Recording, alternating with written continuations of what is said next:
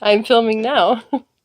Okay, so welcome back, and I'm going to do a craft today. I promised this craft a few days back, but then I got sick. So, since I'm still sick, but I am getting better. I'm going to show you this simple craft that only takes these two supplies from the Dollar Tree. So, of course, that means if you buy these, you will only be spending $2 for this Valentine's Day decoration. And it only requires two materials.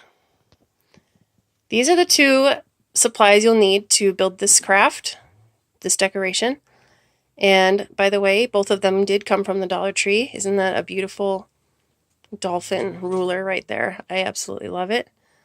And those are the brand new scissors I just got this week. And then who, of course, decides to join us? Yeah, Mr. Pumpkin right here. He thinks he owns this space. So we're going to go ahead and take our supplies and our two materials for this craft and get started. So first you open up your ribbon and your foam hearts and you start playing with the arrangement of how you would want these to go in a string. So you get 8 hearts. I'm trying to decide if I want to do all 8 or if I want to leave one of them out. And if I do, I'm going to leave out this pink one because I'd rather have more red than pink. So I'm going to set that aside. And now I'm trying to decide if I'm going to go exactly in order. So it would be red, pink, white, red, pink, white, and then another red. To me, I don't think I like that. So then I need to decide if I want to put the pink right next to the middle red or the white next to the middle red. So this is how I've chosen to lay mine out. Now, when the ribbon comes into play, these will not be touching. So we're going to measure out the exact amount of ribbon that we need. We only have 9 yards to work with in the one spool. And we want to make sure that we don't have to spend a lot of time trimming afterwards, or that we don't waste any or run out. So this took me a while to figure out. Hold on. So I had a little bit of trouble deciding how long I wanted the ribbon to be, but I decided that I could get 6 almost equal, with a couple being a little bit longer, so I'll trim some down, 17-inch ribbon strips. So I went like this. I did my 5 inches, and then I put it on this end, and I pulled the ribbon all the way down, and that's how I got my 17. So I'm going to come back after I've trimmed all those up and gotten all my strips prepared. So after I measured out my 6 strips of 17-inch ribbon, I had this much left over. And if I really wanted to get picky, I could have tried to divide that up to make each one of these just a teeny bit longer, but I didn't want to mess with it. So now you're just going to tie your foam hearts with a little bit of space between, so they're not exactly overlapping. There's a little bit of space between. And then you have to decide if you want them to be just tied in knots or an actual bow. So I'm going to try both ways and see which one I like better.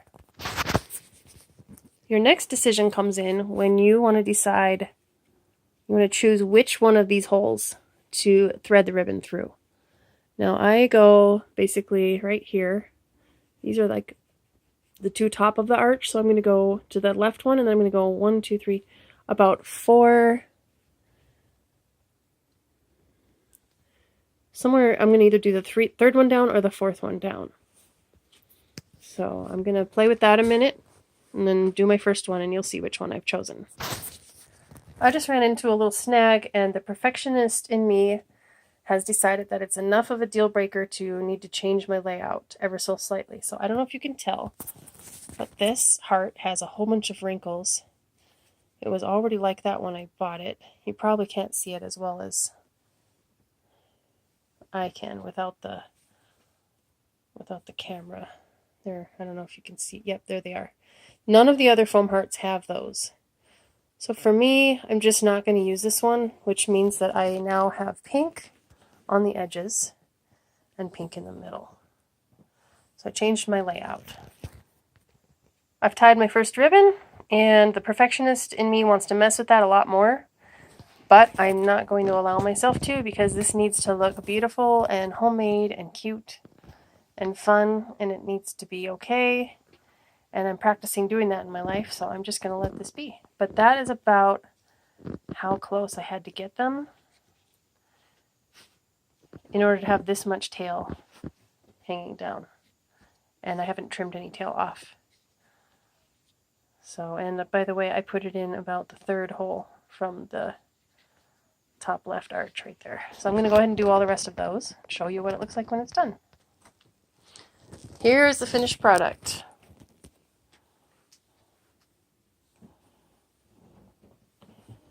My bows aren't perfect, and that's okay. If I want to change this up every couple years, I could undo the bow and then just tie it in a knot, just for a different look, and then also create more space between each one if I want to lengthen out this string. So now let's see if I can find a place to hang it to show you what it looks like. And there you have it. This doesn't just need to be displayed on the wall. I just had a couple holes in the wall, so I decided to hang it up right there just to show you. But this could go across the front of a curtain or across your fireplace, in front of a window. If you make this craft, please let me know where you decide to display it in your house. If you make this decoration, and I hope you have fun with it. Excuse me, I'm still sick, like I said. And thank you for watching, and I will see you guys next time. Bye.